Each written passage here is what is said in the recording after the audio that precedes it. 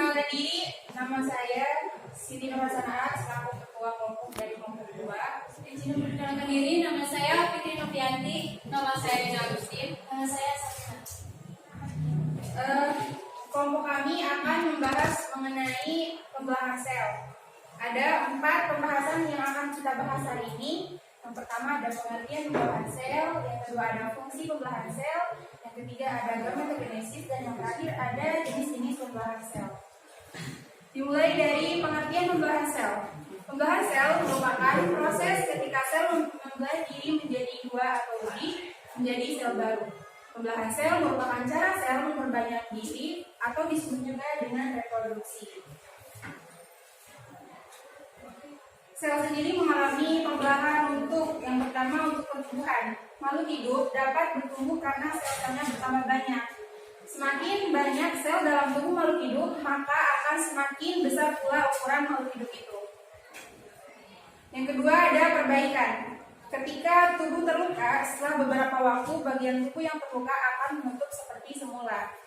Pada bagian tubuh yang terluka itu sebenarnya telah terjadi kerusakan jaringan. Nah, perbaikan kerusakan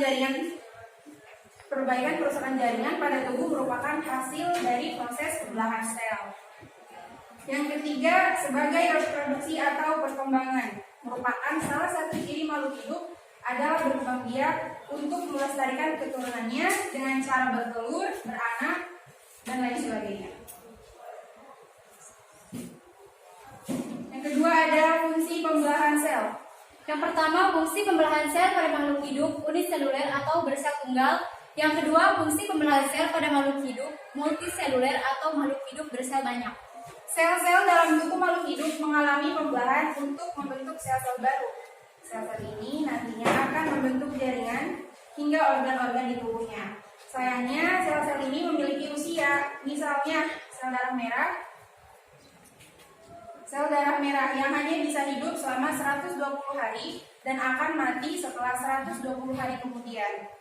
Disinilah peran pembelahan sel, yaitu mengganti sel-sel yang telah mati dan rusak dengan sel-sel baru.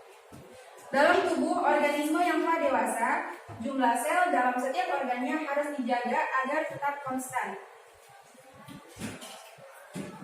Yang artinya, tidak boleh ada organ yang jumlah selnya berlebih atau berkurang. Misalnya, jumlah sel darah merah dalam tubuh perempuan dewasa berkisar antara 4 sampai 5 juta dalam 1 mikroliter darah. Apabila jumlah sel dalam organ tubuh melebihi jumlah yang seharusnya, maka akan terjadi suatu kelainan yang disebut juga dengan tumor. Ada 2 macam fungsi pembelahan sel. Yang pertama ada fungsi pembelahan sel pada makhluk hidup uniseluler atau bersel tunggal, yang mana adalah sebagai cara berkembang biak. Contohnya ada makhluk hidup yang berkembang biak dengan cara membelah diri, diantaranya ada protozoa, ada amoeba, dan lain-lain. Yang kedua ada fungsi pembelahan sel pada makhluk hidup multiseluler atau makhluk hidup bersel banyak, adalah sebagai cara memperbanyak sel tumbuh sehingga makhluk hidup yang bersangkutan dapat tumbuh dan berkembang. Sel yang membelah diri disebut sel hidup, sedangkan sel hasil pembelahan diri disebut sel anak. Selanjutnya ada gametogenesis. Reproduksi manusia terlepas dari berbagai produksi yang terjadi di dalam tubuh, termasuk proses gametogenesis. Kelainan pada proses gametogenesis akan mengganggu kesuburan serta menyebabkan terganggunya pembentukan jenis kelamin dan organ reproduksi janin. Gamet adalah sel yang dibentuk untuk tujuan reproduksi. Gametogenesis didefinisikan sebagai proses pembentukan dan perkembangan sel sperma dan sel telur agar bisa membentuk individu baru atau janin. Proses gametogenesis pada perempuan disebut dengan oogenesis, sedangkan pada laki-laki disebut dengan yang namanya spermatogenesis.